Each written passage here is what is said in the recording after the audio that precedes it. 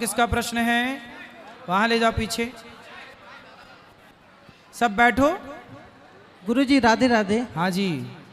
गुरुजी धर्म और विज्ञान में मुख्य अंतर क्या है? भाई धर्म और विज्ञान, देखो धर्म से ही, जब व्यक्ति धर्म से चलता है तब विज्ञान तक पहुंचता है। उदाहरण के लिए समझिए, बिजली के तार हैं, फेस का तार अलग है, अर्थ का तार अलग है।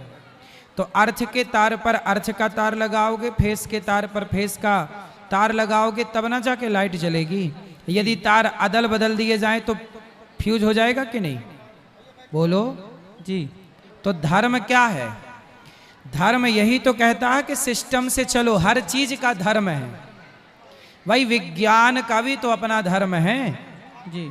भाई इस तार को, जहां लाल तार, उसमें इसलिए लाल, रेड, वाइट ना, तार अलग अलग कलर के क्यों होते? पीला अलग है, लाल अलग है, क्योंकि वो ये पहचान के लिए कि ये किस फेस का क्या है, अर्थ का क्या है, कलर से पहचान हो जाए।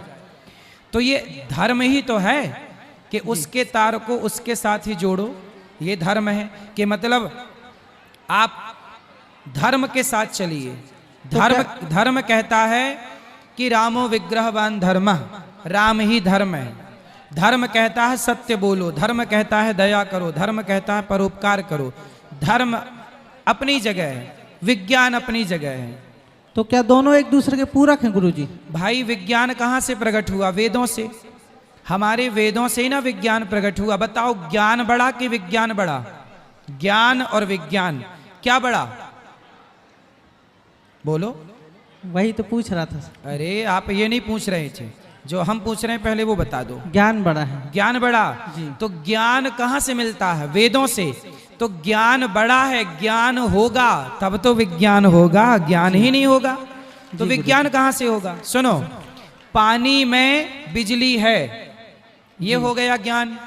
लेकिन पानी से बिजली को प्रकट करके दिखा देना, ये हो गया विज्ञान। जी गुरुजी। ये अंतर ज्ञान विज्ञान में। जी गुरुजी राधे राधे। चलो हो गया। जय श्री कृष्णा गुरुजी। जय श्री कृष्णा। गुरुजी मेरा ये प्रश्न है कि जैसे अब मेरे पेपर आ रहे हैं और उससे पहले मैंने कुछ पढ़ाई करी नहीं थी, तब मेरे दिमाग में बहुत ओवर थिंकिंग टाइप की होती है, तो उसको मैं कैसे मतलब हटाऊं? ओवर थिंकिंग की ज़रूरत नहीं है। आपको मन लगा के अपनी पढ़ाई करनी है और विषयों को तैयार करना है। ना ओवर थिंकिंग की ज़रूरत है, ना ओवर कॉन्फिडेंस की ज़रूरत है। बस धैर्यता के साथ पढ़ो, धैर्यता के साथ लिखो और बहुत अच्छे से अपने कार्य को आगे बढ़ाओ। बिल्कुल आपको विचलित नहीं होना। ये घड़ी ऐसी है कि आपको बिल्कुल मन स्थिर करके कार्य करना चाहिए। इसी से आपकी विजय होगी, जीत होगी, आप आगे बढ़ोगे। भावना में ना बह जाना। राधे राधे गुरु। खुश रहिए।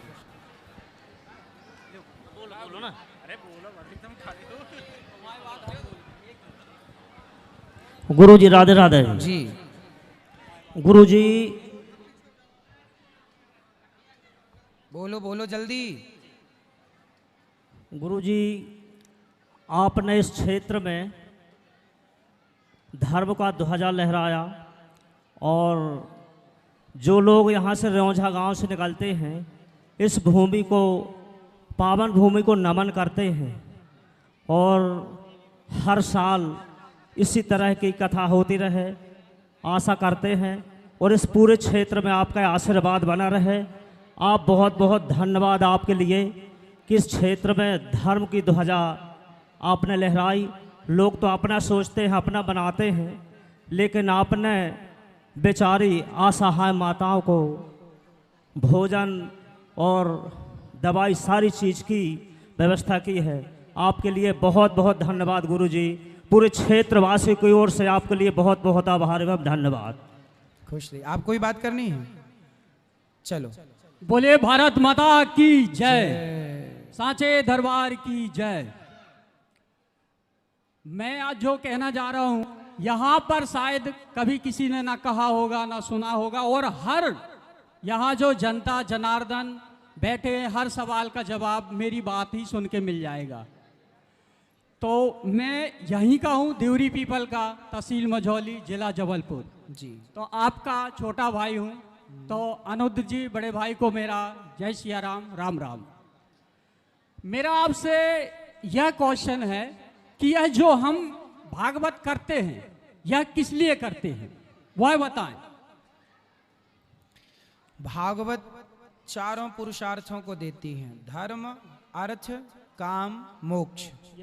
राजा परीक्षित जी को 7 दिन में मरने का श्राप लगा था, तो राजा परीक्षित जी ने सुखदेव जी से कहा कि मुझे 7 दिन में मरना है, अब मेरे पास समय है कम, बताइए मेरा उद्धार कैसे होगा।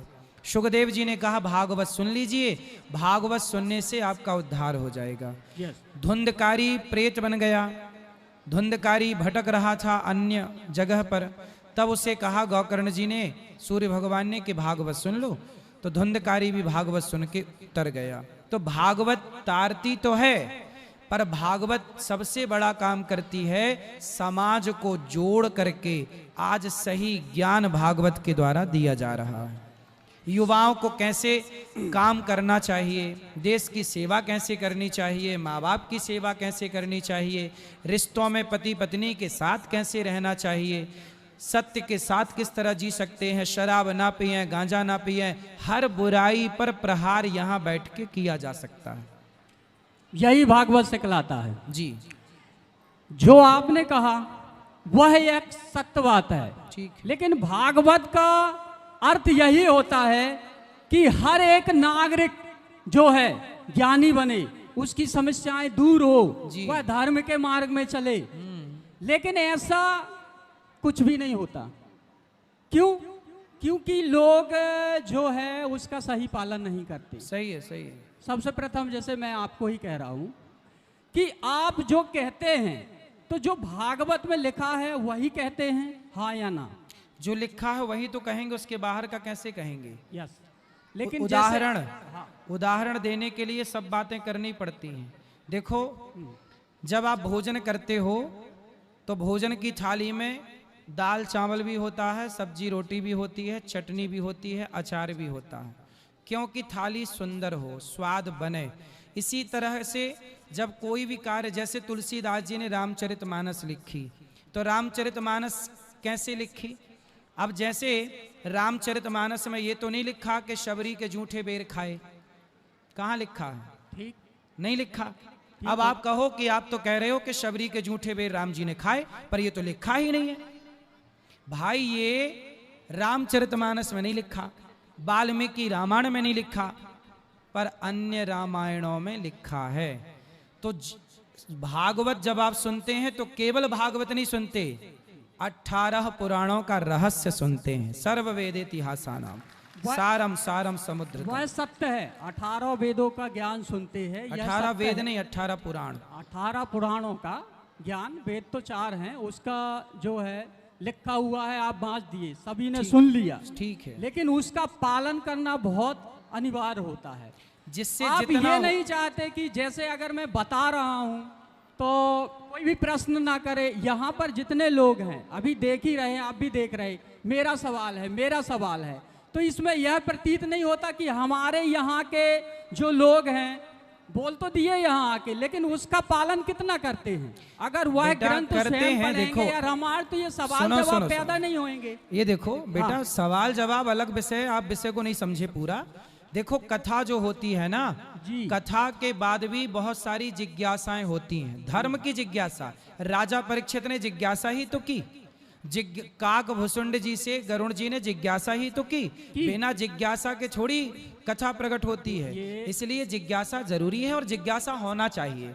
जिज्ञासु भक्त अच्छे होते हैं। इसलिए मेरा यहाँ जो भाव है, देखो ये सब सही रास्ते पर चल रहे हैं और सही रास्ते पर चलने की प्रेरणा भी मिल रही है, और जिज्ञासा फिर भी किसी की है तो मैं यदि उत्तर दे करके संतुष्ट कर सकता हूं तो मैं ये सेवा कर रहा हूं, जितना बन पड़ेगा। उसमें क्या है, आपके द्वारा जो बताया जाता है ना, वह यथार्थ सत्य नहीं होता है।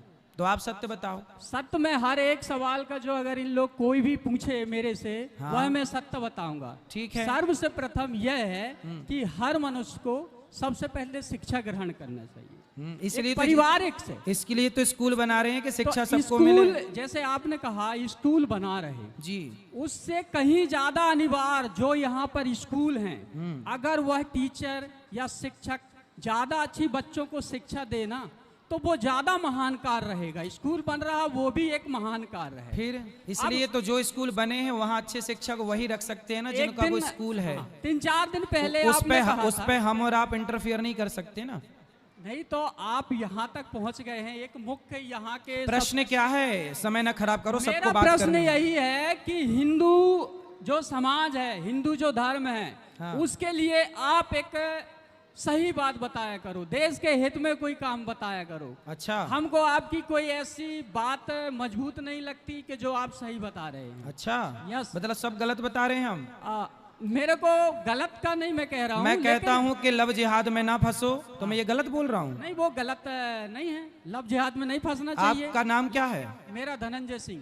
तो धनंजय जी, जी हाँ। तो यहाँ पे मतलब हम जो बोल रहे हैं कि भाई लव जिहाद पे ना चलो, सदा भगवान का कीर्तन करो, माँ बाप की सेवा करो, तो हम ये सब गलत बोल रहे हैं? नहीं, ये गलत हम नहीं तो है। बोल रहे हैं कि माँ बाप की सेवा करो, इतनी सेवा करो कि माँ को वृद्धाश्रम ना जाना पड़े, ये सब गलत है। अब जैसे आपको कहा गया कि वृद्ध आश्रम है, गौ आश्रम है, तो ये तो सब आपके पैसे का कमाल है ना भाई। आपको नेता मंत्री मिनिस्टर इतना पैसा दे रहे हैं तो उसका उपयोग कर रहे हैं, लेकिन आपसे अच्छे काम हमारे को गांव के, जैसे आप अपने बचपन की कथा बताते हैं जी। तो सबका बचपन ये सही है। सही। सभी लोग पहले गरीब होते हैं, फिर धीरे धीरे अमीर रहता सभी। तो आप यह सोचो ना कि हमारे जो जितने भी समाज है बेटा, सुनो ये हमारे बेटा, जैसे अच्छा ये बने। बताओ, जी, लोग हमें दे रहे हैं हाँ। तो तुम खड़े होके मांग लो, तुम्हें दे दें लोग, तुम कर लो।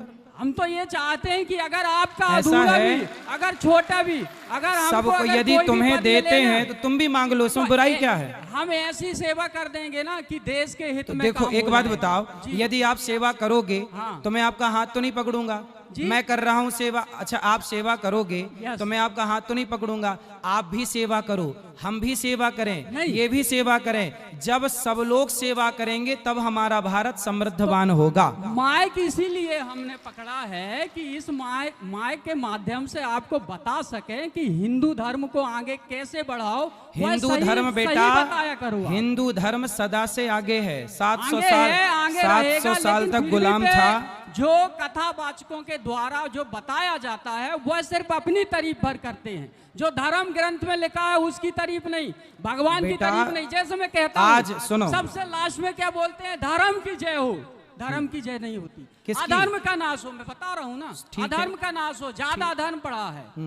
प्राणियों में क्या हो, सद्भावना हो। प्राणियों, अगर मैं भी प्राणी हो तो आप भी प्राणी हो, सब एक ही है। ठीक है। भगवान नहीं भाई, शिक्षा आपने ली, आप वहां तक तो पहुंचे, धर्म तो की उसका जय लाभ हो, होता है। पहले ये हाँ। बताओ, धर्म की जय हो ये बोलना चाहिए कि नहीं बोलना चाहिए? बोलना चाहिए, यथार्थ सत्य है। फिर क्या लेकिन दिक्कत है? आपके आरती के बाद तो धर्म की जय और ये सब बोलते नहीं। कथा एक सब- रामायण जो हमारे धर होती है वो सब अखंड बोलते हैं होती बेटा, है। तुम्हारे कान नहीं अखंड सुन होती पाते है। तो हम नहीं, क्या नहीं, करें? कान अखंड होती है रामायण, लेकिन भागवत के बीच में फिर तारीफ शुरू हो जाती है। चलो, तो वही तुम्हारे है, समझ के धर्म परे है। विरुद्ध है। अभी तुम्हारी समझ में नहीं आएगा ये सब चीजें।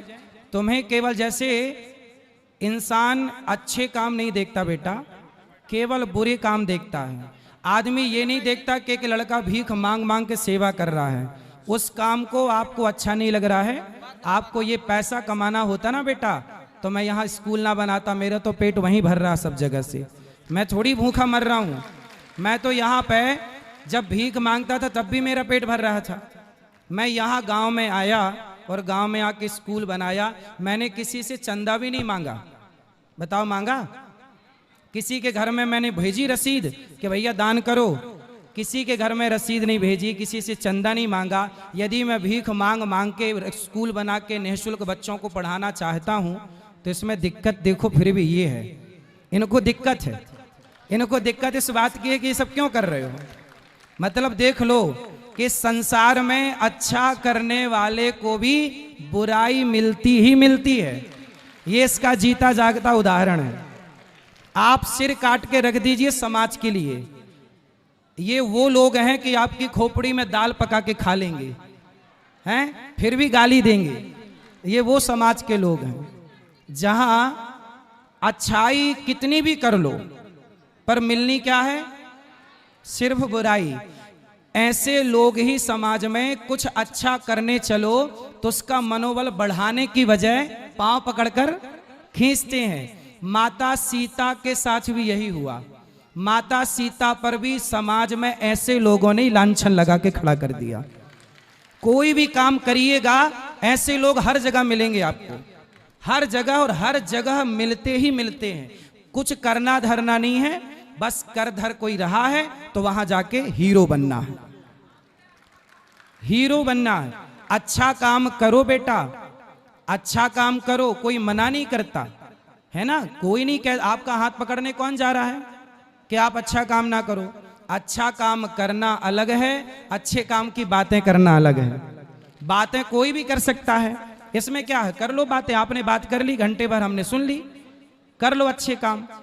आज गौरी गोपाल आश्रम में सोचिए 290 वृद्ध माँ, इन्होंने कहा कि लोग पैसा देते हैं तो आप करते हैं। बात सही है भाई, लोग पैसा देते हैं तो मैं वो पैसा खा भी तो सकता था। मैं उस पैसे का अपना ऐशो आराम में भी तो लगा सकता था। आज देख लो मेरा गांव और मेरा घर, आज भी आप लोग मेरे घर को देखो, आज के 15 साल पहले जैसा घर था आज भी वैसे ही घर है, आज भी वैसी घर है मेरा। ये जाके देख लो, मैंने अपने लिए कोई महल नहीं बनाया कि मैंने अपने लिए कोई महल बनाया हो।